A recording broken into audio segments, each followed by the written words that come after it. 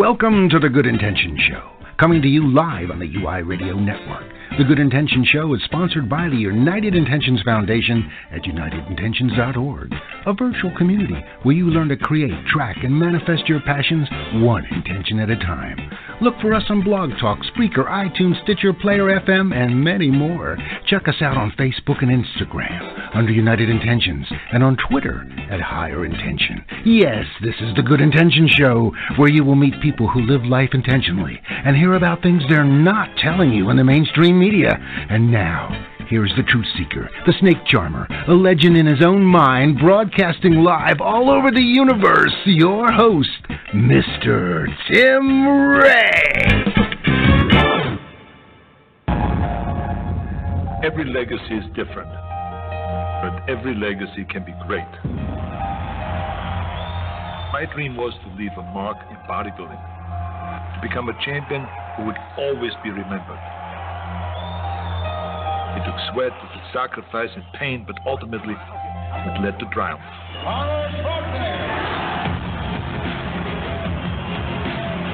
Your dream may be different, but I can show you the blueprint to a physique that you never thought was possible. I'm Arnold Schwarzenegger. I created my legacy. It's time to leave yours. All right, Jen, that's pretty powerful. You know, now you know who that. You know who that is, all right? Yes, it's one of the first ones I know who Arnold Schwarzenegger is. Yes. Now, you remember back in Pump and Iron back in 1975? I wasn't born in 1975. See, that's always we always are missing each other on this train here. I'll be back. That guy. So what a character. And the only thing I know. I mean, when I say character, only movie I really ever liked him in was The Terminator. I've seen that one. Did you? Yes, Really? I've seen that one, yeah. I mean, I'm a little snob when it comes to movies, and but you have to be a really good actor, and you have to kind of know what you're doing, but not that he's, I'm not going to give him any discredit on that. Just that The Terminator was his best thing. I don't want him to come get me here. So. But and you work out regularly too. You've seen Pump and Iron, and I'm sure you've seen the movie. Yes, one of my favorites is The Program. It's like a football movie. It's about fun stuff. And speaking of creating legacies, we have a special guest today. We have on, will be coming on here shortly. I know, I'm so excited. And he's definitely created his legacy. And that's Tony Horton. He's the guy who created the P90X series and all that fitness equipment. And much more, and we'll find out much more he's done. He's the fitness guru. He's the one who started the revolution. I know, right? And he'll be on the Good Intention Show here in a minute. I'm so excited. But so if you'd like to call in and join and get in conversation and talk to Jennifer, because that's the person everybody wants to talk to, is 646-668-8246. That's 646-668-8246, and dial 1, and you can start asking questions. So before we get into our great show today, first of all, Jennifer, the sign-ups for the newsletter, these sign-ups have been coming in. Ever since doing this multimedia, this marketing now, the newsletters are coming in, the ebooks are popping in, the contest is really reaching out there, and we're getting all these subscribers. Yes, so very exciting. I'm a believer again. I was almost like, hey, does this stuff really work? But bam, you get the right little mixture and the...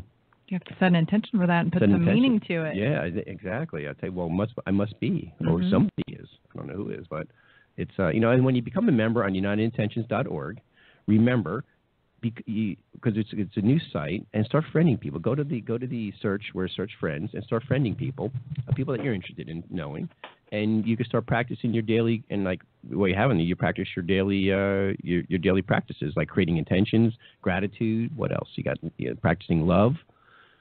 You got, after love, healing requests, right? And kindness, acts of kindness. And he's like, well, Tim, that sounds so girly. What's up with all that stuff?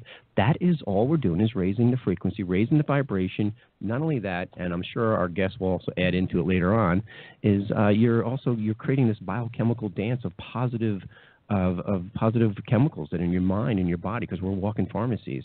And it's all with the choices and the thoughts that you choose that releases certain hormones. Perception and your mindset. Exactly. So it affects you on a physical and a mental, emotional level, all through that aspect. So that's really why the daily practice is so important. And plus, you put the law of attraction into work. Let the LOA, let the law of attraction do the work. Why do we have to do all the work? Let the law of attraction do the work. That's what I say. Let somebody else do it.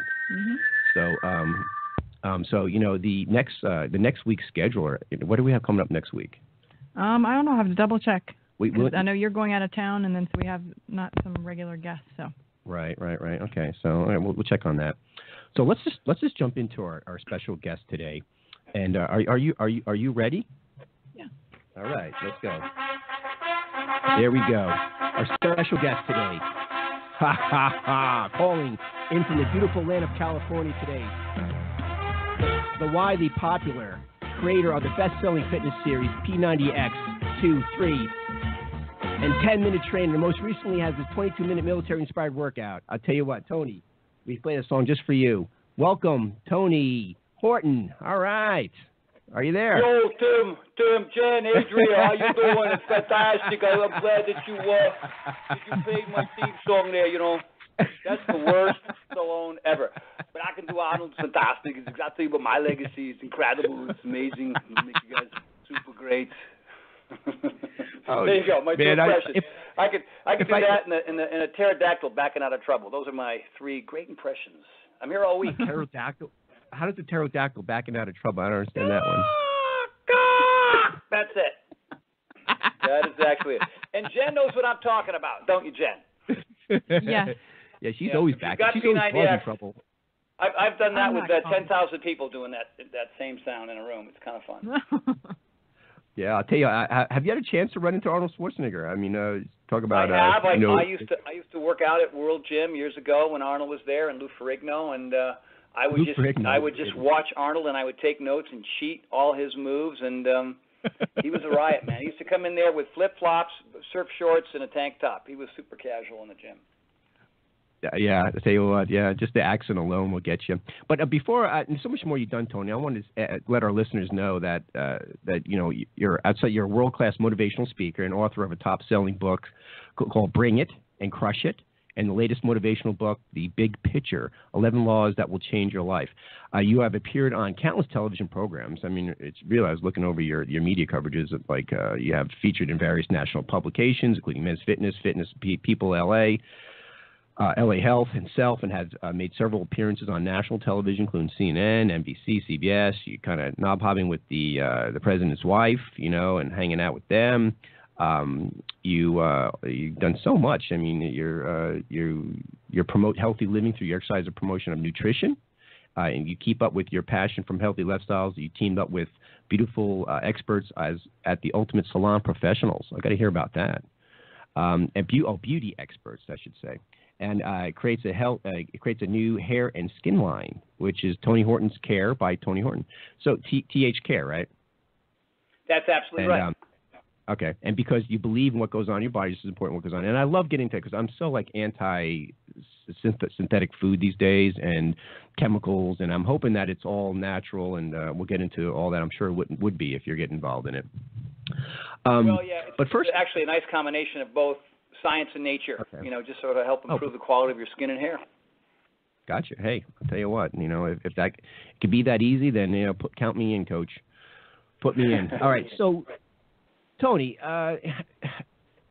honestly, I know you came up with this idea, and I know you told the story 1,000 times, and you don't need to get into that. Really, what I really want to know is, because I struggle with this, and I'm an avid worker. I work out maybe 5-6 days a week, maybe 5 days a week on the average, sometimes 6. So I'm feeling randy, right? And but how do you? I've tried to make exercise fun. I really try to. And I usually kind of zone out with an iPod or something to make the time go quicker. But really, you're the fun guy. How do you make it fun? And no pulling back. How do you really make it fun? Well, when it comes to making it fun for the people that I'm trying to help, via one of my workout programs, whether it be on DVD or on demand, it's a very tricky tightrope walk, because the vast majority of people don't really enjoy exercise very much. They do it because they kind of have to. Everybody's purpose is different. Some people are doing it purely for ego and aesthetic reasons, and that's okay, I guess, if you're a model or something, or you have a huge ego. But for most of us, we're just trying to feel better and be in less pain, and be able to play softball and maybe go on a mountain bike ride, and just to kind of participate more in life, and my purpose is maybe different than other people, but what I try to disseminate is I let people know that as you get into your 30s, 40s, 50s, and beyond, things become much more complicated than they have to if you don't exercise and eat right. But if you do make those choices and you make them on a regular basis, then the quality of your life will just improve. It's not only the physical, but it's the mental, emotional, the spiritual. It's everything. It really, really is. And I just turned 58 years old, and I worked out with Are Eddie you serious? Lacy. Yes, sir. Hold on. You look like you're 35 years old in your pictures. I can't believe that. Smoke, mirrors, makeup, and good lighting. It's amazing what you do. Look, I don't drink alcohol, which is, that ages the body. It lowers your testosterone levels. Most guys don't know that. Most guys that, just drinking, every time you take a drink, you're affecting the level of testosterone in your body. And men want to perform in more ways than one. So I figured, I'll just cut that out. And besides, when I used to drink, I wasn't the greatest guy to hang around. So, and I didn't have a problem with it. I just all the reasons went away. Imagine me. I don't have much of a filter now. Can you imagine me with a couple of drinks? So I just cut it out. I cut out the sugar, and I cut out not all the dairy. I put a little Parmesan cheese on my chicken. And I just try to do as many things right as possible. I'm getting the Jack LaLanne Award. I think you mentioned that in the intro. Next week in 7 days, and that's just an amazing honor. And if you look at the way Jack LaLanne lived his life, that guy, man made it, he didn't need it. He worked out 7 days a week. He was a machine. He worked out 2 hours a day, every day. I don't know how he had time to do anything else, but he was dedicated. He recently passed at 96, but he had a very vibrant life right up to the very end. And most people, the wheels are coming off at 45, 50, and so at 58, I can go up the pegboard and climb a rope and do 110 push-ups in a row and 51 pull-ups in 2 minutes. It's just some fun stuff that I couldn't do in my teens, 20s, or 30s. And so do I enjoy it? Is it fun? Not most of the time. But I know how I feel before a workout, which is, oh, God, I can't believe I'm about to do this. And I know how I feel afterward, which is like a hero, right? So I just don't forget that feeling when I'm done. And not every workout is a 10. Some workouts are a 7. And that's just because biorhythms, barometric pressure, lack of hydration, poor sleep, too much stress. You know what I mean? My dog peed on my leg. I don't know, but it's any number of things. Because I tell you, when I go to the gym, Tony, there's certain days I know. And I don't know, and I guess if I analyze it, and maybe you could help me do that too, but I know this is going to be a good workout. I'm going to have a really good chest workout or whatever the case. And then sometimes I'm like logging in and I'm like, man, I really don't want to be here. So I kind of set myself up mentally, I think, or is it a physical or chemical reaction going on before I go in? I just ate the right thing. I didn't eat too much, or probably a mixture of all of that. But sometimes I could tell when I'm going to have a great workout or not going to have a great workout. Yeah, you can kind of predict it sometimes. Your joints are good. You feel, you feel pretty awake. You feel like you've got a lot of energy going in, and some days you don't. And so you could try to spend some time trying to figure all that out, or you just go in and do your best and forget the rest. I wrote my book, The Big Picture. That's the name of the first chapter. Do your best and forget the rest, and it changes every day. It's about showing up. It's about consistency. It's about variety. It's about being as intense as you can on the day that you're working out, and not trying to make comparisons to the past or to other people or having expectations about how you're supposed to look in the future. All those things become extremely frustrating and irritating, and it's no way to go about the process. This morning, for example, my workout, I did 24 sets of chest and back. There were 4 of us, and we rotated on machines and body weight exercises. And I would say on a scale of 1 to 10, I was about a 9. I wasn't Hercules today, but I just felt like I could kind of really grind it out. Yesterday was cardio, and I was barely in the room. I was barely in the room, man. My numbers were in the toilet. But so what? You know what I mean? Look, I go into every workout with very low expectations. And that way I'm always going to be pretty happy in the end. You can't go in there feeling like, you're going to be a 10. LeBron James doesn't score 40 points every night, Most baseball players have a 300 average, and that's only hitting the ball 3 out of 10 times, and they're all-stars. It's just having to understand that, being okay with that, and knowing that the variety is important, and the consistency is important, and the accountability is important, and that's all that's important. And you mix that with good sleep, hydration, and some decent food, and you're going to be way ahead of the game of everybody else who's trying to be perfect every time they walk into a gym or do a workout. Right. You know, and I love that one of your sayings is you're not looking for perfection. You're looking for progress. You know, and I think that's really key. And also you mentioned two things you mentioned that really kind of hit me was, you know, a lot of it has to do with remembering, because like going into the gym is the hardest part, especially if you missed a day or two in a row, and just getting yourself remotivated to go in. But you got to remember that feeling after you come out, when you're walking out of that gym. You feel like $1,000,000. Your endorphins are screaming at you. I mean, you got everything going in that direction, and it's almost if you could just keep that feeling on top of your mind, it will help you push those door gyms in, the gym doors in when you're going in the first time, or when you're going in later on if you've been off for a while. But that reminds, and also sleep. Good. Sleep is everything. I mean, you know, the circadian cycle that happens over the course of 7.5 to 8 hours of sleep, you can't interrupt it. I mean, if you're, you know, and I talk about that in my book.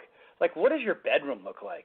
You know, I mean, do you like to have ambient sound in the room? And well, then you should probably have that. And if you're in a hotel and you don't have it, well, then figure out an app on your phone where you get it. And if you like dead silence and you're in a place you don't get it, well, get some earplugs. And in your own home, what kind of sheets do you have? What kind of mattress do you have? You know, do you have the phone in your room? Do you have a television in your room? I mean, get it out. These are simple things. I mean, a mattress, a sheet, a bed covers, your pillows. I mean, people have the same pillow for 40 years. Like, holy cow! Are you kidding me? That's like buying a pair of underwear and then never washing them for 40 years. It's insane. You know what I mean? Like, these things are super. It's so important. It's so important. But you know, we're attached to our pillow like we are our Banky. You know what I mean? Or our teddy bear. you got to rotate that stuff, man. And just making sure that you're you know, this precious 7.5 to 8 hours of sleep, this sanctuary that you call your bed and bedroom, you know, and even the scents, like, you know, get some incense, get some candles, figure it out, you know what I mean? Crank that air conditioning down. I mean, you're not supposed to be in a room that's 85 degrees. You're just suffering all night long. And then that means you're going to wake up the next day not craving fat, sugar, salt, and chemicals, which is going to happen when you're sleep deprived. And you want to get up. This is my daily routine. I get up and have 2 8-ounce glasses of water first thing. Get up 8 ounces, wait 10 minutes, 8 ounces more, gets my whole system moving, and it's just important for the body. But most people are like, oh, I'll get up and have a bucket of coffee, you know, fill it with sugar. Yeah, no wonder. And then I'll have some pancakes, get in traffic, scream at my wife, go to work, want to kill myself and come home. Yeah, let me do an hour-long P90X. Sure, right, whatever. You have to put a gun to my head to make that happen. And so there are rules to the road, you know what I mean? Don't drive 115 miles an hour in the neighborhood. You know, there's certain things that you don't know how to do, and when you do them, life is but a dream, Tim.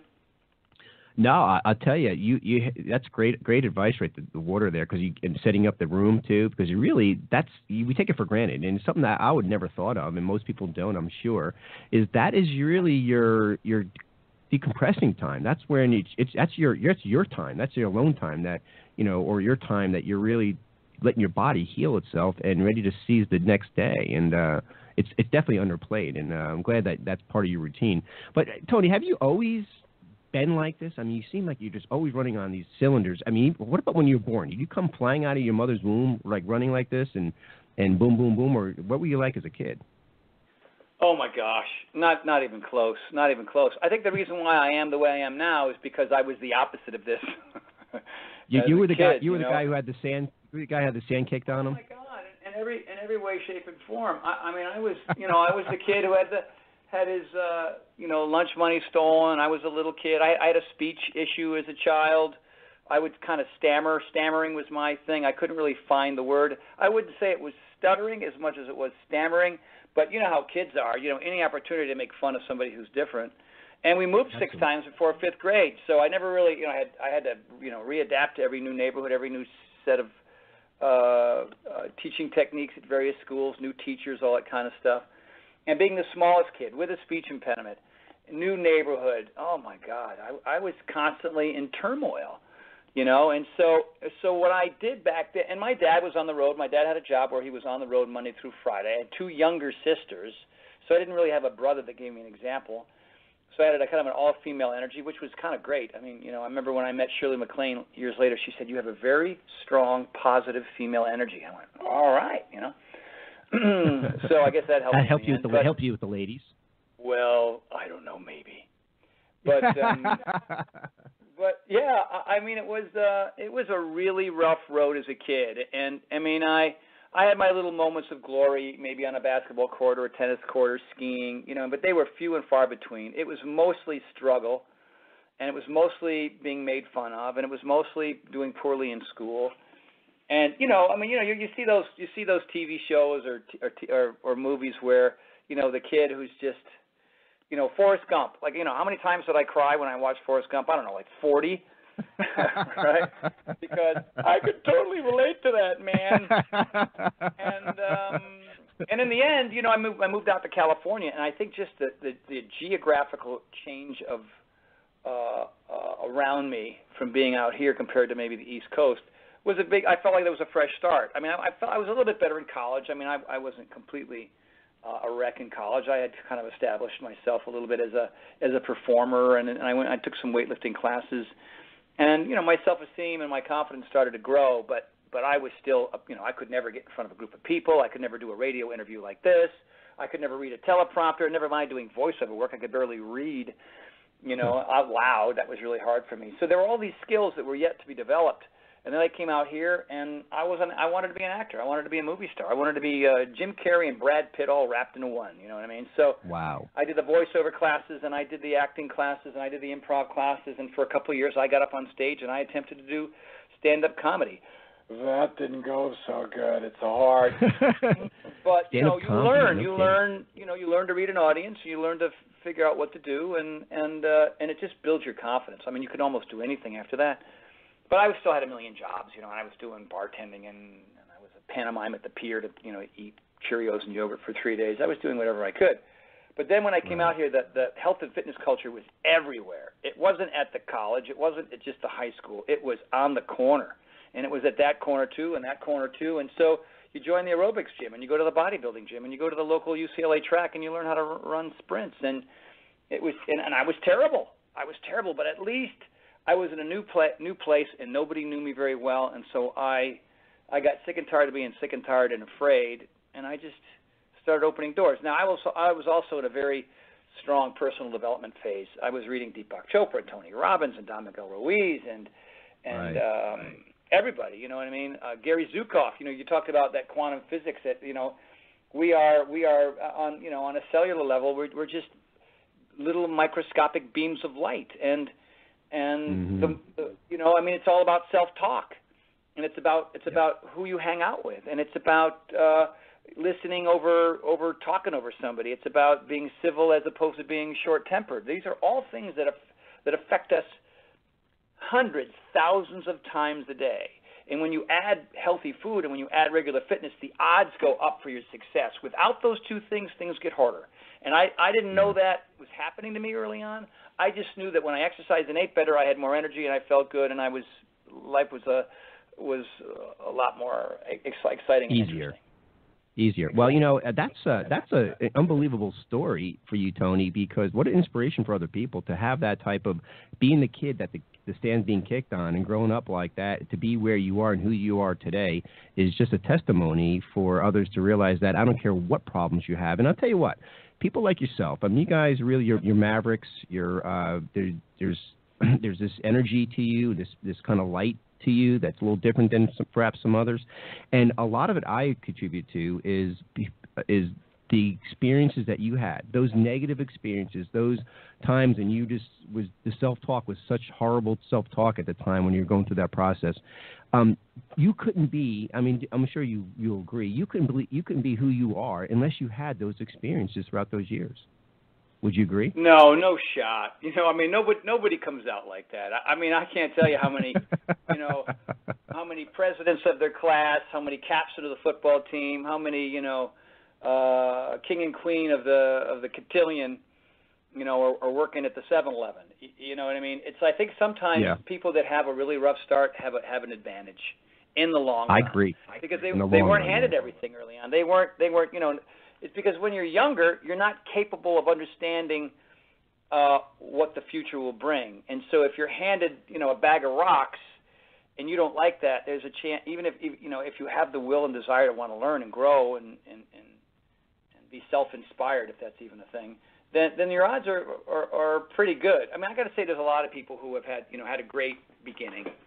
But when you get too much too soon, sometimes it's hard to hold on to. My success didn't come until my 40s, and so struggle in my teens, 20s, and 30s And right. but even in my mid-20s when I was starting that personal development journey, somewhere some little tiny weak voice in the back of my head said, "I know this isn't going the way you'd like it to, but keep showing up.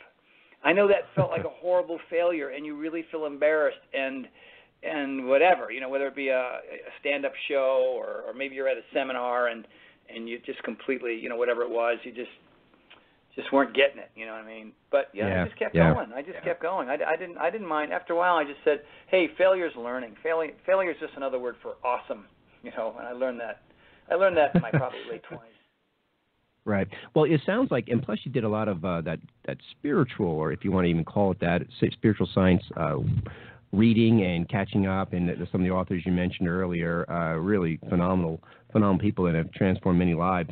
But I think there's a lot to what you're saying. When somebody has to make it happen when they're younger, and they've had, I don't even want to call it failures, because they're opportunities to succeed.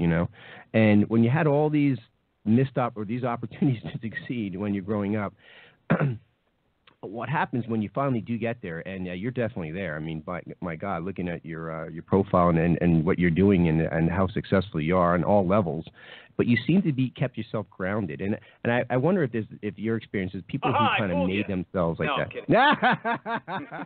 But I mean, a lot of people who made their way through that and had to fight for it. Had to fight for that in the sense of not fight, but had to grow from it. Seem to handle things a little bit better than people who just either it was easy for them or they had to go through the process. Like, even with me, like my ego will get my ego will get in the way at any given moment in my time, and I'm looking at. Things are going great for whatever reason, and I'm in the flow. And then sometimes I get a little too above the flow, and then it's almost like it takes me to another. I'm going past that flow, and I'm out of the flow again, but I'm above it, or at least I think I am. It's more of a narcissistic or more self-focused flow, and then things get hairy for me again, and the karma comes back and kind of knocks me down a little bit. But how do you handle your fame and notoriety now? Do you still have a battle with ego, or do you feel like you had transformed that, transmuted that, or what's your day-to-day experience like on that level? Well, I'll tell you this: I'm no saint. That's for sure. and I sometimes speak before I think.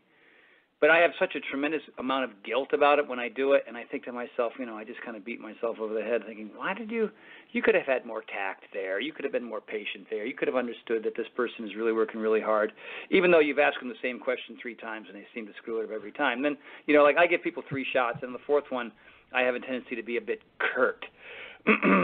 So, maybe I shouldn't communicate via text or email. Maybe I need to pick up the phone. I think that's one of the major mistakes that I make now is a lot of the dealings that I have are text and email. So, for me, it's sort of an upgraded version of carrier pigeon. It just feels like there's a better way to communicate, and that's where I get in trouble. And because my notoriety came in later in life, there's still a very strong sense that it'll all go away. I still feel like I'll be that guy who's going to end up in a van down by the river, and that scares me to death. But I think for the most part, I'm still relatively level-headed because of maybe some form of insecurity. Or desire to be liked. I like being liked. Like, I don't like going on my fan page on Facebook, Twitter, Instagram, whatever, and kind of putting out some vulnerable information or something about myself, or maybe there's an idea or a product that I like, and 8% get on there and just call me a fraud, and I'm thinking, wow, right. What? But that's the problem with social media. Everybody gets their 15 minutes of being a doorknob, fame. And absolutely, whatever, So, but fame is lame. I even trademarked the phrase because it's just not important. Fame gives total strangers the opportunity to hate you for no reason. So there's that. Yeah. It's a delusion. You just stay humble, and when somebody wants an autograph, you sign it, and when somebody wants a photograph, you take it, because these are the people that are paying your bills. These are the people that are listening to your show. Right? These are the people that give you the life. And I never forget that I'm making a living doing something that I love. A lot of people aren't. So if I'm going to turn into a jerk, well then, I know a lot of people in my industry, and without naming names, that are gone because their ego got in the way. At some point in the pro, they go, hey, I'm too good for this. And, you know, think back in the 70s, 80s, and 90s, the people you used to see on TV all the time. They're gone. And that's because they couldn't reinvent themselves. They thought they were more important than everybody else around them. They were hard to work with. And they couldn't reinvent themselves over time. I mean, I've been doing this for 17 years, and in 22-minute hardcore, the thing I've just created is as popular at this stage of its creation as P90X. And that's a complete anomaly. And I mean, you know, I'm knocking on wood, I'm crossing my fingers and my eyes and my toes. I feel very blessed, and I have very good people around me. So it's not just me that makes this stuff happen. Well, what do you contribute to the 22-minute military workout? Because that's really really interesting. Now, I'm sure using the military, I'm sure military people do use it, but it's really not just for military people. It's people who really want that hardcore, cross-training, orange therapy, whatever they call that, insanity. I mean, they want that type of intensity, right? And it's effective. But what makes yours so unique and different? Well, there's a lot of variables there. 22-minute hardcore is a real departure from P90X or X2 or X3 or 10-minute trainer or a lot of the other programs I've done. We spent more money on the show. I mean, on the actual workouts, because we're on the deck of the USS Iowa. We're up in the forest, and dragging equipment up there out in the middle of the woods. We really put a lot into it. I mean, there were 7 cameras on all of those to make sure we got all the shots. I mean, at this stage of the game, Beachbody is a $1.4 billion company, so we can afford to give it a little extra. So obviously the production value is above and beyond, and I think it's doing pretty well because. Well, one of the reasons is I've been to 50 military bases around the world, from Kosovo to South Korea, and I've done a lot of domestic tours. I just got back from Joint Base San Antonio, which is obviously Army, Air Force, Navy, Marines, and a lot of Air Forces, mostly Air Forces, a lot of F-22s and I don't know if there's F-35s on there, but F-18s and stuff. So it's really an air base. And so these tours, these trips, the reason why the Pentagon and Armed Forces Entertainment got me to go to my first one in Italy. I was at Camp Vicenza Aviano and Camp Darby, which is a military base in Italy. And I went there, and I would just assume that everybody was really in great shape and they were all doing fine. But the reason why they had me was because, hey, man, we got to pass this PT test. And a lot of our folks who are sitting behind desks who are really important aren't passing the test, and we need your help. And so. And then, you kind of learn, like, wow, everybody struggles. I mean, obviously if you're a Navy SEAL or Spec Ops guy or something, you're kind of on your toes. Right. But for other people who are, generals and majors and colonels and whatnot that are sort of doing the strategy or the behind-the-scenes stuff, they still have to pass that test. And they were struggling, and they asked me to help them. And from those experiences, from traveling around the world and talking to people, our CEO, Carl Deichler, said, look, you know what? I don't think we need a P90X4. People get the point. You know what I mean? They've got 3 things to choose from. You've been to all these bases. Let's create a really strong bond between our military folks and our citizens. Because everybody says, I want to support the troops, and that's really cute. But how about you get down and dirty like they do, so you can get a sense of what they're going through, and then you can really feel like, well, I guess I support the troops because I know what it's like. And so we made it 22 minutes because we knew that in 22 minutes we could have a much higher success rate. P90X was awesome. We sold 6 to 8 million copies, but we had a 12% completion rate because it's just an hour and plus abs. Yeah. I mean, it will get you in shape no matter what. I mean, Jeremy Yost lost 180 pounds. Kathy McDonald, a friend of ours, lost 125 pounds. Richard Neal lost 242 pounds. Doing P90X, which it wasn't even for them. But if you work out 6 days a week and eat right, something's going to happen. But most people can't do that long. 22 minutes, it starts. It's like a buzzsaw, and then it's over. And we've had like a 60% success and completion rate with it. And that was the reason why we did it, and that's the reason why it's doing so well to this stage. Well, that's incredible because I think that intensity timing's just unbelievable now because everybody's doing that CrossFit. It's such a big buzz right now. But at the same time, nobody has time anymore. At least they perceive they don't have time anymore. And narrowing it down to 22 minutes, I mean, that's really intriguing to me. Although I like my hour and a half workout, but I could see on those days when you're so busy, you don't have an hour and a half to work out, and you're kind of upset that you can't get to it. Throw in a 22-minute workout, bam, and it's just as intense, if not more, right? Well, here's what's funny. I thought you needed an hour. I thought you had to go to the gym. I thought you had to use all these machines. I thought you had blah, blah, blah, blah, right? So, I mean, one size doesn't fit all when it comes to all aspects of life, right? Not everybody doesn't have the same job. Not everybody has the same commute to work. Not everybody has the same 3.2 kids. Not everybody is 5'9". You know what I mean? It's just like with the variety of human beings, you got to create variety in all aspects of your life. You got to design your life in a way that fits into your lifestyle. And so P90X was for a lot of people. P90X3 was a 30-minute routine. We had a higher success rate with that. And what it really comes down to is sequencing. How does one move sit next to the next, which sits to the next all the way through the routine? And so the only reason why 22-minute hardcore is about 45 minutes worth of movements shoved into 22, I mean, it's like people are like, well, where are the breaks, dude? You know what I mean? Well, you don't take a break when you're running a 5K. I'm going to run a 5K. I'm going to sit down over here on this bench and watch people go by. Then I'm going to go again. This is a start to finish, never end. I mean, there are little breaks. 22. We give you 2 22-minute breaks. What more do you need? And that's the nature of it. But the modifiers are in there. Obviously, they have to be. You're doing, on the cardio 1, you're doing 25 burpees. I mean, what? What is number 2 and number 3 going to bring?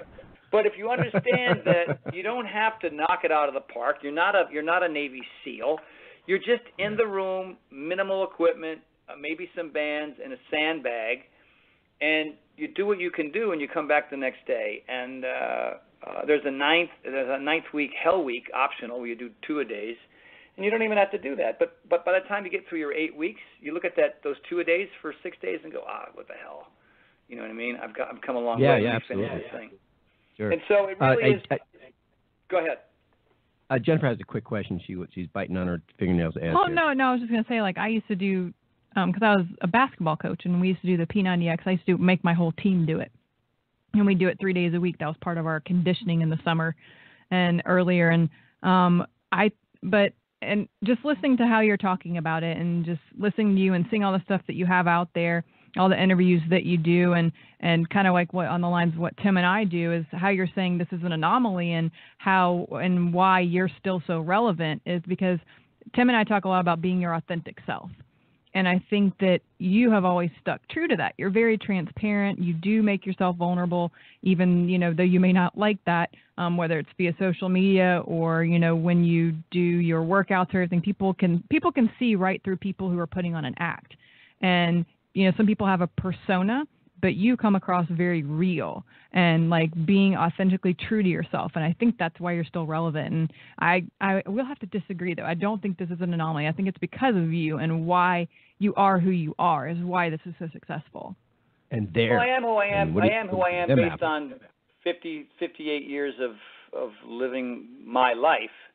And I just make smarter decisions now. I say yes more often now. I don't assume that I have all the answers. I still, I'll walk into a CrossFit gym that I've never been in before and just tell the instructor, hey, man, forget about my title and forget about my, sales. I'm probably going to have my ass handed to me here today, and I'm okay with that. And so, I went to UCLA. I started going to UCLA and running on the track, and I was the slowest, oldest guy there. But boy, did I learn a lot, and a lot of what you see in the cold start part of 22-minute hardcore came from my track workouts. Those warm-ups were brilliant. And, that's the thing. What happens to too many people after high school and college, they figure, okay, I got it figured out. And, when it comes to their fitness, they grab onto something they did when they were younger, and they stick with that. I can't tell you how many guys won't do yoga even if I have a gun to their head. Please, I beg of you. The reason why you have so many injuries, the reason why you look like Frankenstein in a rainstorm is because, you might want that do some yoga, And then there's a lot of people that want to get on the elliptical 3 days a week for an hour and a half, which, oh, my God, what kind of drugs do you take to be able to have the patience to do that? You might want to get off the elliptical and do some bear crawls, and do some gorilla crawls, and do some burpees, and just change it up, And so I mean, I have the attention span of a gnat on crack. So I understand that there are three elements in people's lives that prevent them from sort of sustaining, maintaining their desire to work out for a lifetime, and that's because they get hurt from repeating the same exercises over and over again and not willing to try something new, because they get bored for pretty much the same reason, and injuries, injuries, boredom, and plateauing. Plateauing is the third one, which they go, okay, well, I'm not supposed to have a six-pack, and I'm not supposed to be able to, mountain bike because I've hit this platform. Well, it's because you're doing the elliptical 3 times a week. What a shocker, You need to get outside your comfort zone. You need to work on your weaknesses. I mean, Jen, I appreciate that you gave me the cred for being an authentic guy, but there's also a formula. It's a formula that's like what exercise has to sit next to the other one, how much variety can we add so that everybody participating is working on their weaknesses. And what that does is it prevents the injuries, the plateaus, and the boredom. And if you can do that with fitness, and I had a little fun, a pterodactyl, an Arnold, whatever it is, a horrible Sly Stallone impression, whatever keeps people just slightly off base, then maybe they'll come back the next day and do it again. No, absolutely, and I'll tell you, it shows, and you're right, because inspiration is fleeting. Method is the sure way for making true change. Tony, we're going to take a quick break. When we come back, I want to talk a little bit about your motivational weekend. You just got back from, from New York City with a large group there. That seems really intriguing and probably very fulfilling, too. And getting a little bit of, your skin products and also maybe simple questions like, your contemplation on death and purpose of life, things like that. So that's the good stuff. We're going to get into the My good father stuff. received excellent care in the hospital, but hospitals are depressing, and I knew that if we could just get him home, he'd do so much better. Golden Home Services, the premier private in-home care service for seniors in Georgia. Here's a real client, Laura Ross. His Golden Home caregivers had been working closely with the hospital staff, and since the doctors knew that he would receive quality care, they were willing to speed up the rehab process and discharge him sooner than normal. He started getting better by leaps and bounds. He still has a way to go, but I'm beginning to feel like I have my old dad back. I can't say enough good things about Golden Home Services. I don't know what my family would have done without them. Hi, I'm Greta Full, president of Golden Home Services. We all have parents, and I know I love my parents more than anything else in this world. And because of that, Golden Home Services makes sure we care for your parents as if they were our parents. All right, and we are back with Tony Horton, creator of the P90X fitness equipment, and so much more. And Tony, you just got back from in June, back from this New York retreat. Do you do that often? And tell us a little about your experience with that, because I know people want to hear about it, especially if they have a little one-on-one time with you. Well, it's a really neat event. It's the 4th year in a row I've done it, and it's up in Rhinebeck, New York. It's at the Omega Institute, and they're known for yoga, Pilates, meditation. Natural foods, organic foods. A lot of the food there is all grown in that area, upstate New York. It's just beautiful. It's about 2.5 hours north of the city, and you think you're in the middle of, British Columbia. It's amazing that you don't have to go that far out of a big city to find really, really beautiful territory. And so every year it's a little bit different. Last year, what we do is there's always a yoga routine. There's always, like last year, for example, we did a P90X. 2 years ago, we did a P90X3 routine. Last year, I premiered a 22-minute hardcore workout. And then, of course, we did that again this year because it's sort of right in the middle of its launch. And back in the old days, I would say the first 2 years, a lot of seminars, form and function seminars, Q&A seminar, and then one based on my 11 laws, kind of going through the 11 laws. But it was sort of just me playing professor while everybody's taking notes. And last year we wanted to do something really different, which people really, really enjoyed, which was creating these, breaking everybody up in groups and kind of focusing on what some of the problems were when it came to motivation.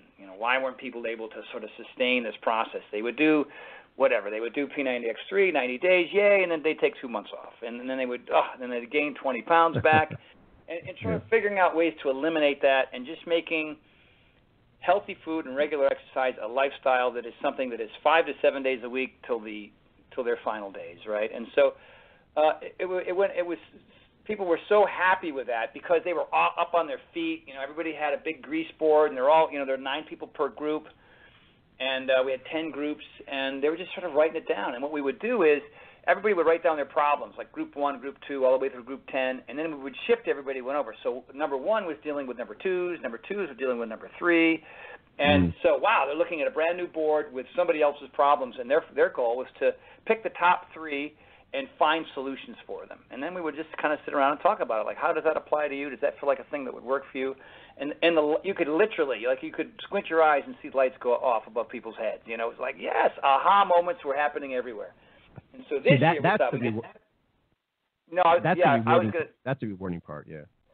It really, really is, because people go, wow, I never thought of that. You know, and they got that answer, not from me, not from the guru who's just disseminating, okay, do this because I told you so. But they're actually kind of working together to kind of help inspire each other.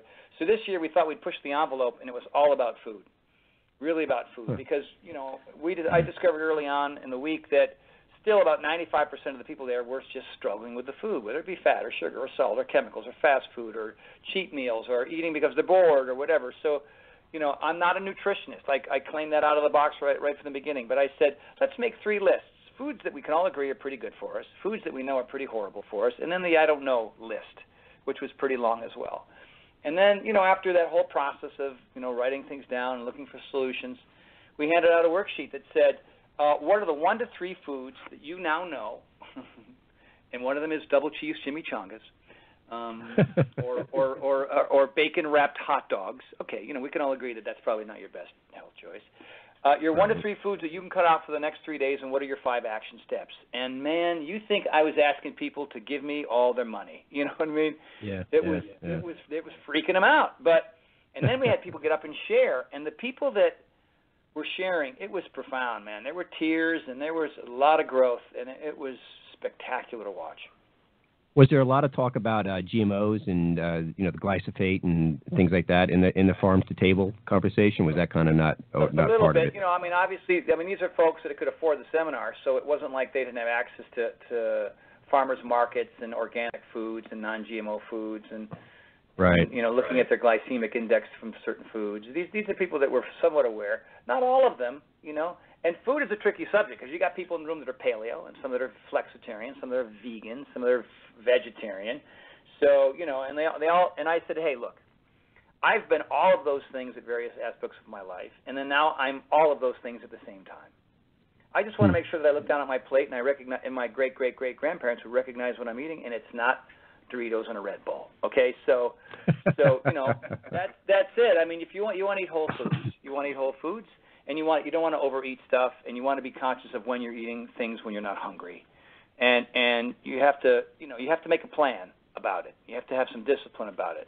And if you're at a restaurant and it's nothing but, you know, macaroni and cheese restaurant, which, you know, you have to, you know, talk to your waiter and say, hey, I'm on a special diet, and it's really important, and I know you like tipping, so let's work together and give me a meal I can eat. You know, I mean, that's a good point. Ask for what you need. Yeah, there you go. Well, before I ask you some of those contemplative questions, and I want to squeeze in here real quick, because you mentioned something about the THCare skin products, and I'm curious about that because there's so many skin products out there, you know, and I'm more into the homeopathic, holistic, but you said yours is a kind of a mixture between healthy and synthetic to get the best of that. Can you explain why is that, and what is so unique about your product? Well, you know, we're out in California, so Prop 65 says that everything has to be whole food compliant, first of all. And the fact that, you know, I'm working with an organization that is employing Americans, which is nice. You know, I mean, it's a facility down in Orange County where it's American-born and more American-bred. American folks are paying American taxes based on this thing. And that was kind of important to me. You know what I mean? Like, try to not ship. I didn't want to have things made in South America or China. And not that great things don't come from those places. That was important. So that was number one. And then, you know, Patrick Dockery, the guy who owns the manufacturing facility, said, you know, he's been doing this for so many years. I said, okay, so we need something like Resurrection Plant. Here's why. We need something like, you know, we need aloe vera. Here's why. We need to have a pH balance between 4.5 and 5.5, and here's why. And it can't be all, you know, it can't be Resurrection Plant and you know, beetle carcass. It's got to have some form of science in it for it to do what it has to do. You know what I mean? There's science in our supplements. There's science in our everything. And so I didn't want it to be 5 ingredients that didn't work that dried out your skin because there was no way to get the pH balance right? So because it's whole food compliant and we are in California, there are some things in there that aren't just fruits and berries and grass and dirt. You know what I mean? And I'm okay with that. And the state of California is okay with that. Other companies wouldn't come here and manufacture a thing because there's too many things in there that you can't pronounce, and dyes and silliness and stuff that dries out your skin and causes cancer to rats. So we don't test animals out of the box, and you'd be surprised how many companies do. And so for me personally, I asked Patrick to make it for me because I was on his TV show, I was on the cover of his magazine. And I said, man, your stuff is great, but what do you think about just kind of, my skin is so damaged from the sun, from coming out to California from 1980, because I didn't have a job much of the time, so I went to the beach and just fried myself like an idiot, And I just said, well, how can you help me? And he just gave me this stuff, and it feels better, it feels smoother. My hair is typically, I'm very lucky, I got very thick hair, but with it comes, it's like straw. So, he just came up with some stuff, and I said, this stuff's fantastic. You think anybody else would want it? And we just got, we sat down, and we figured out some numbers, and we started making it stuff. And it's just a hair and body wash for both men and women, and it's a face and body moisturizer for men and women. One's called Workout, one's called Fitness. And if you go on my fan page and you look at or you go on Tony Horton Life on my website, we don't tell anybody to write these reviews. They just and they write 1, and then they write 2, and they write 3, and it's awesome. Like, who would have thunk, And I've always had an interest in that because I'm on camera a lot, right? And I'm in my 50s, and I just needed to not have to cover up and use makeup, And so this has really been helpful for me. And that's great. Comes the territory. People want to reach that. Yeah. And this is a venture outside of Beachbody. I'm saying this is a venture out, and so I've started and failed, or start and learned by failing at 20 businesses. 20. This is number 21. I worked with 7-Eleven. That food didn't work because they wanted to sell cigarettes and hot dogs and beer. And then I had a home delivery food service, and the guy we were working with didn't want to pay us. That was okay. And then I've had 5 pieces of fitness equipment, mouth guard, insoles. And every time you have to pay lawyers' fees, and it's a painful process. But hey, man, just say yes. Pick up the phone, answer the email, have the meeting, repeat, and that's what TH-Care was. People on both ends of this process, we just liked each other. I trusted him, he trusted me. He'd ask me a question and answer it, vice versa. We came up with the scent, we came up with the texture, we came up with the label. It's a fun, creative process, but it's hard and it's long. And here we are, it's out in the world. And, if you want any, you can go to TonyHortonLife.com, and there you'll find it. TonyHortonLife.com, that's your site. People can check it out. That's my site, So you can find everything I'm doing, you'll find it right there. Great. So with the few minutes we have left, let's get to some good stuff here on top of what goes on in Tony Horton's mind here. What do you believe happens to you when you die? No idea. I really don't know. Do you contemplate death at all? No. I don't want to die in a plane crash. I think about that. I'm in a plane. I'm in a plane all the time, and so I get in the plane and go, well.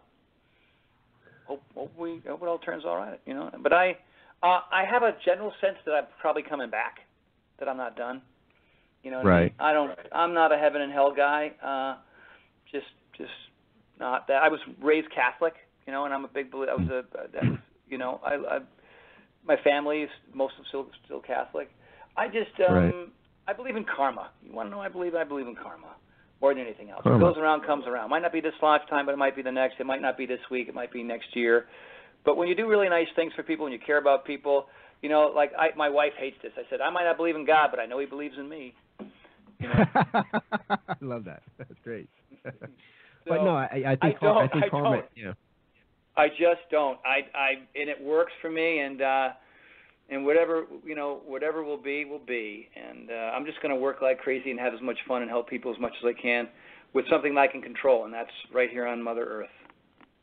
And that's the reason why we're here. And have you kind of I don't know, I guess over the years, your spirituality beliefs have transformed or changed or been adopted or changed beliefs. But have you ever kind of discovered what your, like the Hindus call it, your dharma or your purpose in life? I mean, do you feel, of course, this is part of your life, the fitness program that you do and everything, but is that, you feel like that's your purpose, or do you feel like there's a different purpose, or there's another role for you in the next coming years? I think at this particular stage of my life, because my purpose has changed throughout life. I think if everybody's like, it's like clinging on to the same thing. I mean, I think we should all evolve. I mean, every time we learn a new word, we evolve. Every time we have a conversation, we evolve. So if you don't believe in evolution, then don't leave your house. So, so every time I learn and grow and think and do something better than it did last, then I'm evolving. And so, my purpose right now is to help other people find theirs. But I'm an entertainer as well. I mean, that's already in what I do. But I mean, I just did this little TV show pilot. I'd love to have this little show. I think it's kind of fun. It's a kind of a spoof on my life, and to be able to learn lines and act and hit your mark, and it's exhilarating and it's scary and it's awesome. And I don't know if that's my purpose. I think this will remain my purpose. Like Jack LaLanne was doing this until his 90s. I don't see why I wouldn't do it too. And it sounds like Jack LaLanne might have been a mentor of yours, huh? Well, not a direct mentor, not like somebody that I could kind of spend time with and talk to and ask questions of, but he was somebody that I admired when I was much younger. From afar, from just as a fan. I think I was more of a fan of his than anything else.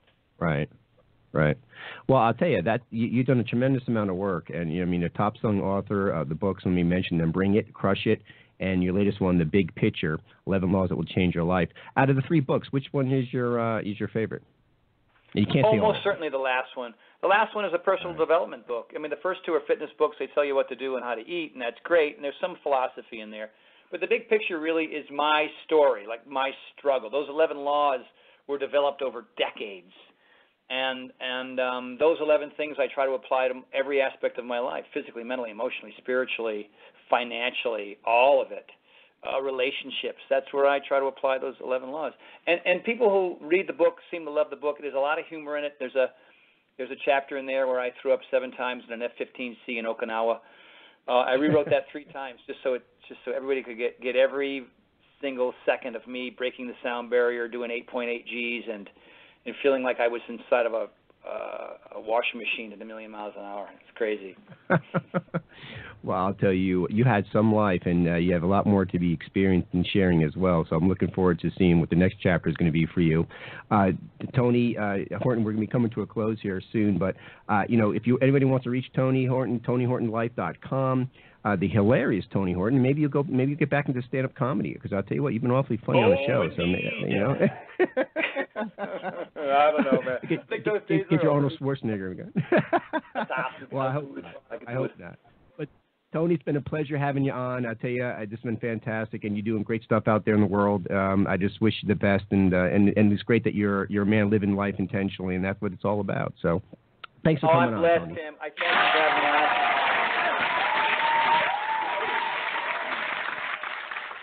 And we'll talk to you soon. Thank you, man. All right, Jennifer. Bye-bye. Thank you. Bye, Tony. Jennifer, thank you, my dear. Thank you. You have a great day. Yeah, thanks for sharing my stuff with your team. I really appreciate that. Absolutely. Of course. So, Jennifer, real quick, next week we got a couple things going on, right? I think 1 or 2 shows maybe. Yes, we'll have the normal shows. They'll be on Wednesday, Friday. Next week. All right. So, well, until then, we will check out our radio page, UnitedIntentions.org/UI Radio. Yes. You'll be able to see all of our shows. All your answers are there, and especially this Tony Horton show. Yes. Check it out. We'll be replaying. There you go. Well, thank you all. You all take care, and we will talk to you all soon.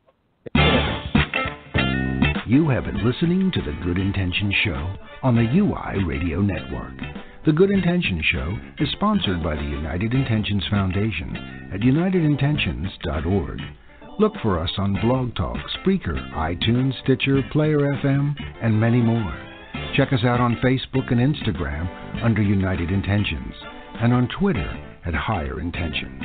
Be sure to log on to unitedintentions.org, a virtual community where you learn to create, track, and manifest your passions, one intention at a time. Have a wonderful day, and until next time, live life with intent. The United Intentions Foundation and its associates take no responsibility for the opinions and statements made by the talk show hosts or their guests.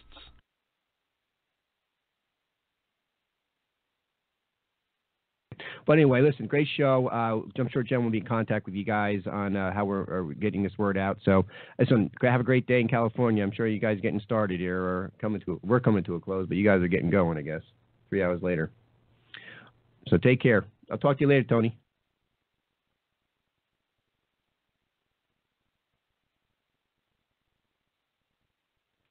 I have no idea. You heard that or not?